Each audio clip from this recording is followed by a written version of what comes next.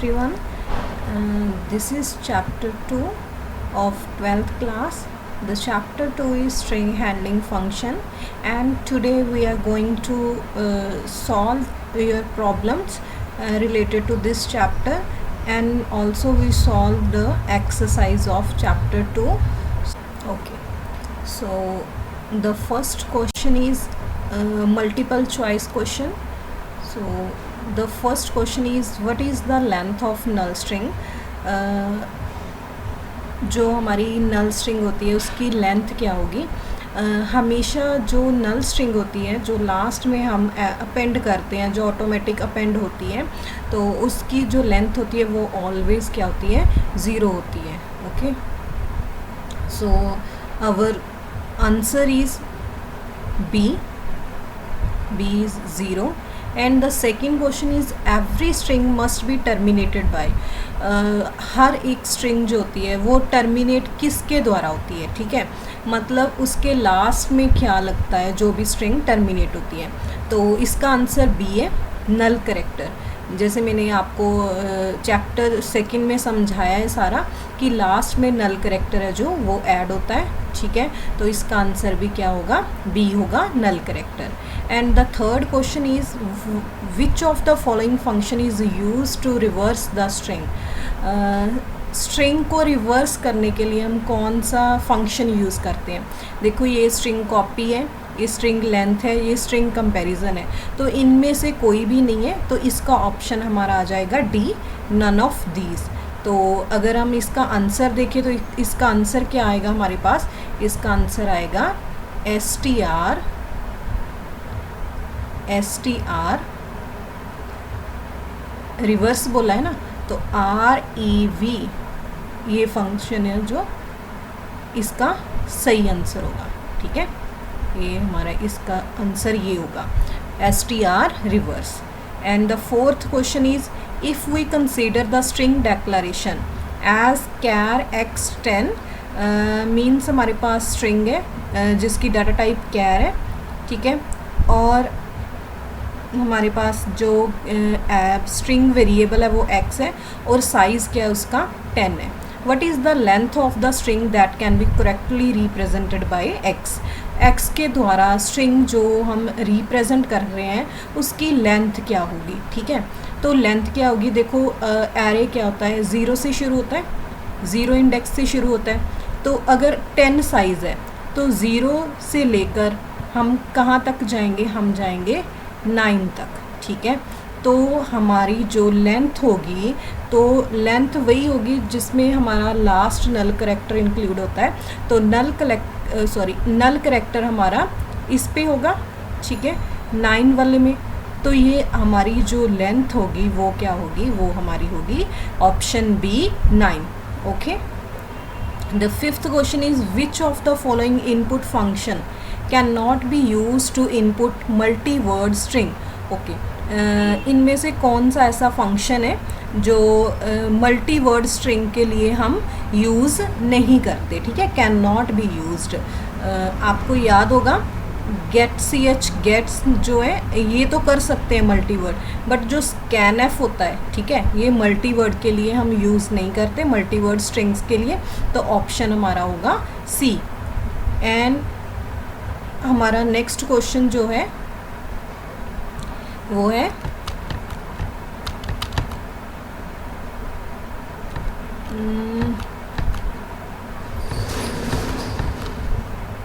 Wait,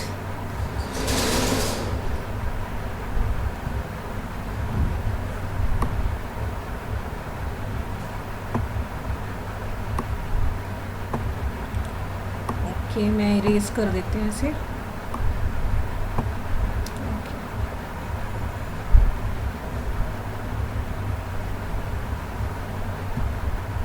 and हमारा next question जो है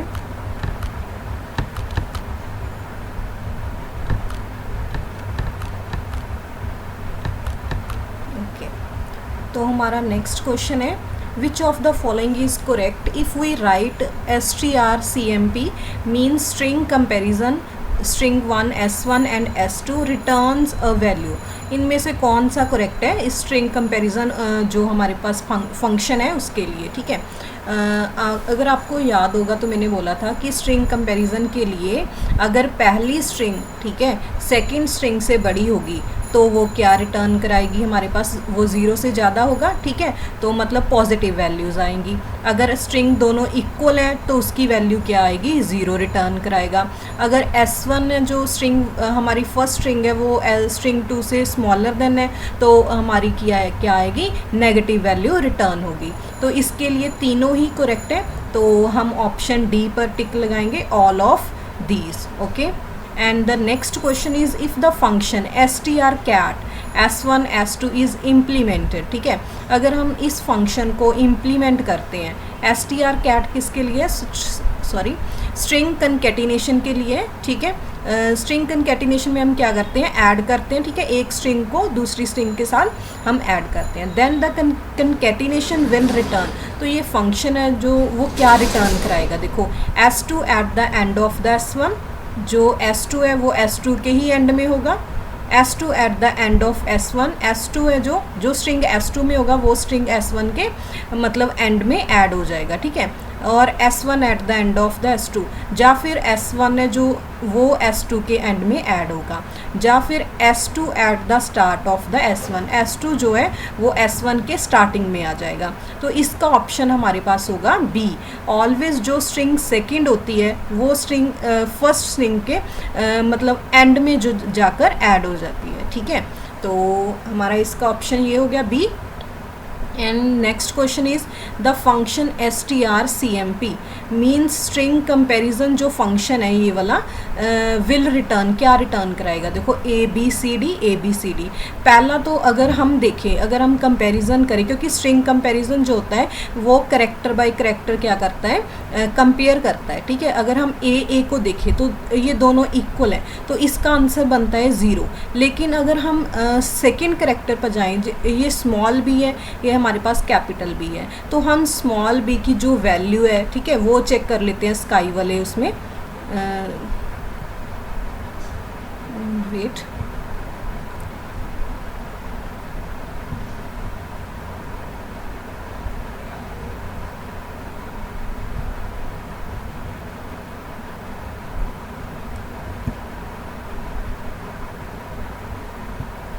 देखो कौन सी वैल्यू हम चेक करनी थी, बी, ठीक है, स्मॉल बी की जो वैल्यू है वो है हमारे पास 98, ठीक है, स्काई करेक्टर में बोलते हैं, और कैपिटल बी की हमारे पास है 66, मीन्स स्मॉल बी की 98 है और कैपिटल बी की 66 है। तो स्मॉल बी जो है वो पहले था, ठीक है, तो 98 जो है वो 66 से बड़ा है, ठीक है। अगर हमने बोला था कि स्ट्रिंग 1 है जो वो स्ट्रिंग 2 से बड़ी होगी तो ऑलवेज़ क्या होगा, पॉजिटिव वैल्यू रिटर्न कराएगा, ठीक है। या फिर अगर हम इसमें देखें, ठीक है, अगर हम इसमें देखें तो वैसे आंसर हमारा 1 बनता है, ठीक है, मेरे अकॉर्डिंग तो 1 बनता है, लेकिन शायद इसमें 0 दिया हुआ है, ठीक है, वो आप चेक कर लेना। तो इसका आंसर हमारे पास है सी, ठीक है। And the next question is which of the following operation could not be performed on character string with string functions, ठीक है। कौन सी ऐसे ऑपरेशन है जो करेक्टर स्ट्रिंग पर परफॉर्म नहीं किए जा सकते जो हमारे पास दिए हुए हैं स्ट्रिंग फंक्शंस। फर्स्ट है हमारे पास कंबाइनिंग अ स्ट्रिंग, ठीक है, सेकेंड है copying a string to another, third है comparing string for equality, removing a string. देखो कंबाइन भी कर सकते हैं, कंकैटिनेट फंक्शन है हमारे पास, कॉपी भी कर सकते हैं, कॉपी फंक्शन है हमारे पास, कंपेयरिंग भी कर सकते हैं, कंपैरिजन फंक्शन भी हमारे पास है, लेकिन रिमूविंग अ स्ट्रिंग जो ऑप्शन है ये हम स्ट्रिंग पर परफॉर्म नहीं कर सकते, ठीक है। तो इसका ऑप्शन डी आएगा। और विच ऑफ द फॉलोइंग हमारा नेक्स्ट क्वेश्चन है which of the following function is correct in case of the conversion of string digits into their integer values. ये हमने किया था कि स्ट्रिंग डिजिट्स हैं जो उनको इंटीजर वैल्यू में कन्वर्ट कौन सा फंक्शन करता है, तो वो है ATOI स्ट्रिंग्स, ठीक है। तो हमारा ऑप्शन है जो ए ऑप्शन जो है वो सही है इसके लिए, ठीक है। ये हमारी मल्टीपल चॉइस क्वेश्चन कंप्लीट हो गए। अब हम हमारे नेक्स्ट क्वेश्चंस करेंगे, ट्रू और फॉल्स। ओके ओके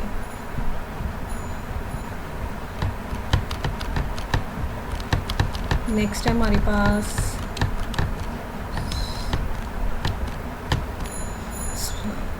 पास है ट्रू और false. Okay, so first question है, a string is represented as array of character. क्या जो स्ट्रिंग होती है उसे हम एरे ऑफ करेक्टर की तरह भी रिप्रेजेंट कर सकते हैं? तो ये आंसर हमारा ट्रू है।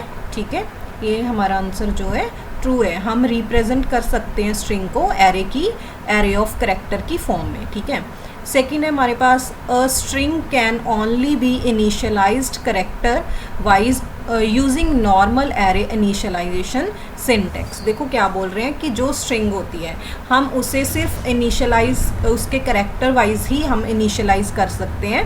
ठीक है, means using normal array initialization syntax, only हम इसके द्वारा ही कर सकते हैं। कि मींस जैसे हमने, अगर आपको याद है कि हमने रामा वाली एग्जांपल ली थी, ठीक है, उसमें हमने क्या किया था, करेक्टर बाय करेक्टर हमने क्या किया था, इनिशियलाइज करवाया था।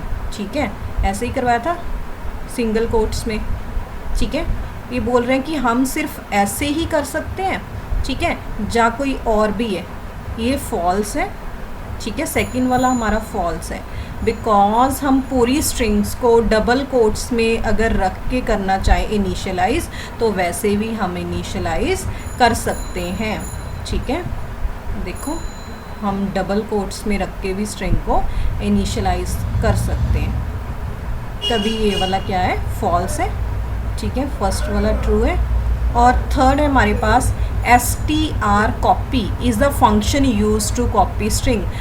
कि जो फंक्शन है हमारे पास स्ट्रिंग कॉपी, ये वाला, ठीक है, क्या हम इसे यूज़ करते हैं कॉपी स्ट्रिंग्स के लिए? आपको लगता होगा कि हाँ सही बात है कि कॉपी स्ट्रिंग करने के लिए तो हम str कॉपी यूज़ करते हैं, बट अगर आप इसे ध्यान से देखें तो ये क्या लिखा हुआ है, strcopy, बट हमारा फंक्शन क्या है, हमारा फंक्शन है str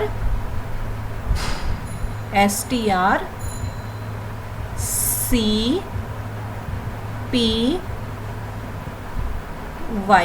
okay, not copy।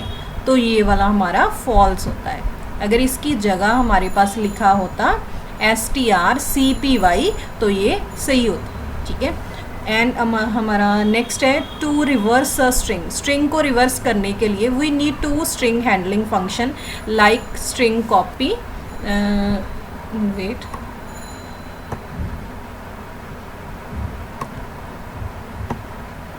Okay,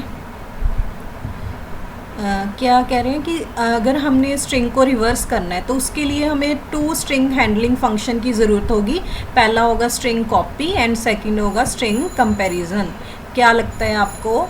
ये फॉल्स है, बिकॉज रिवर्स के लिए ओनली हमें str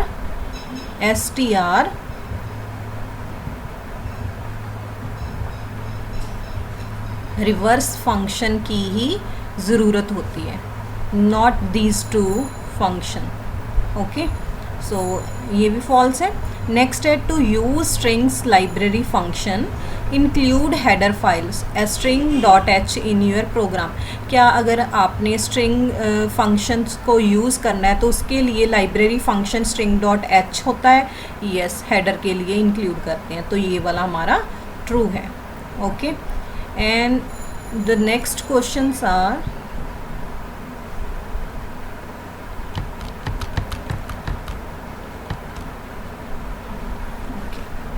तो हमारा फर्स्ट क्वेश्चन है, C does not support the string data type, however strings are handled as an array of dash। Okay, means क्या बोल रहे हैं कि जो C होती है हमारी C लैंग्वेज, वो स्ट्रिंग डाटा टाइप्स जो होती हैं उनको सपोर्ट नहीं करती। ठीक है, बट स्ट्रिंग्स को हैंडल कैसे करती हैं? एरे ऑफ क्या आएगा यहाँ पर आएगा हमारे पास करेक्टर, क्योंकि एरे ऑफ करेक्टर की हेल्प से वो, ये देखो, एरे ऑफ करेक्टर की हेल्प से वो क्या करती हैं, मतलब कि स्ट्रिंग्स को सी के लिए हम सी में यूज़ कर सकते हैं स्ट्रिंग्स को, ठीक है। तो इसका आंसर आएगा array only characters, because array of तो लिखा हुआ है। तो सेकेंड हमारे पास है STR लेंथ, ये हमारे पास है India is great returns the string length. तो इसकी स्ट्रिंग लेंथ क्या होगी, तो हम इसे काउंट कर सकते हैं। इंडिया देखो 1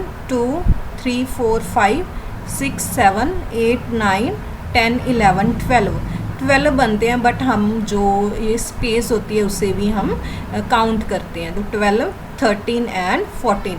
तो इसका आंसर जो होगा वो होगा हमारे पास 14, क्योंकि इसकी लेंथ स्ट्रिंग क्या होगी 14 होगी। This is according to me, okay.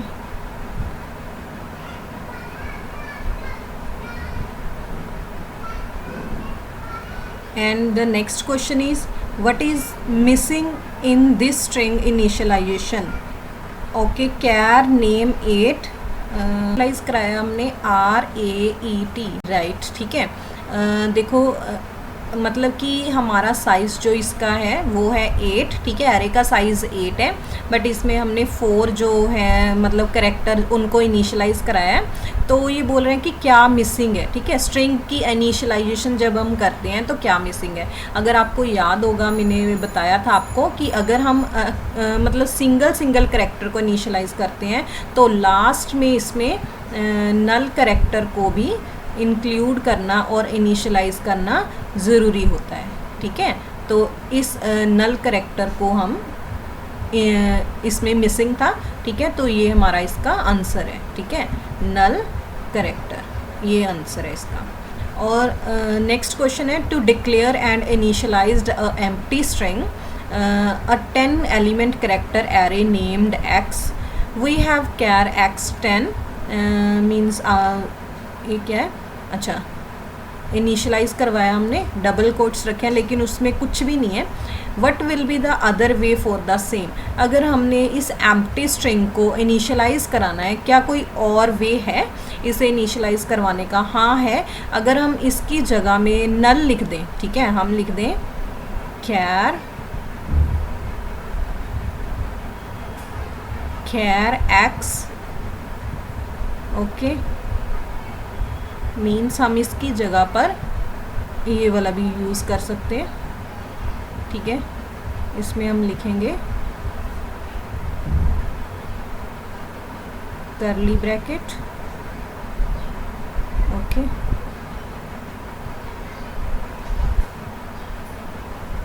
हम इसमें ज़ीरो डाल सकते हैं, क्योंकि जो ज़ीरो होता है, ठीक है, नल बोल सकते हैं, उसका मतलब कि कोई लेंथ इंक्लूड नहीं होती उसकी, ठीक है, लेंथ ज़ीरो होती है।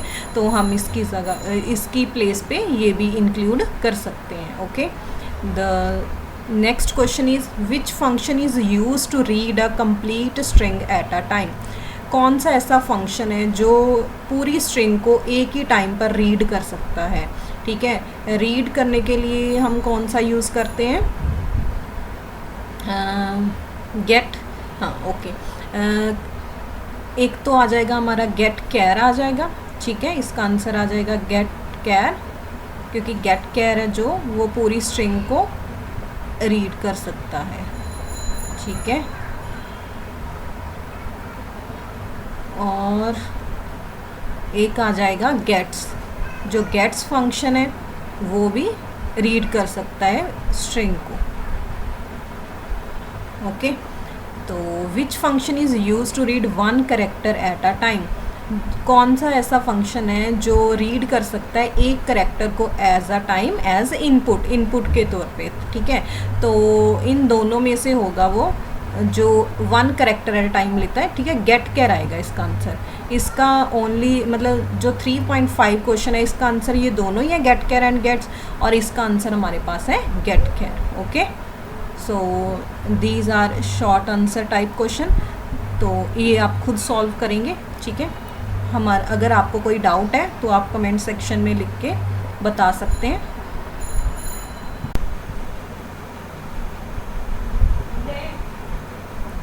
Thanks for watching. अगर आपको वीडियो पसंद आई तो इसे लाइक ज़रूर करें और मेरे इस चैनल को सब्सक्राइब और शेयर ज़रूर करें।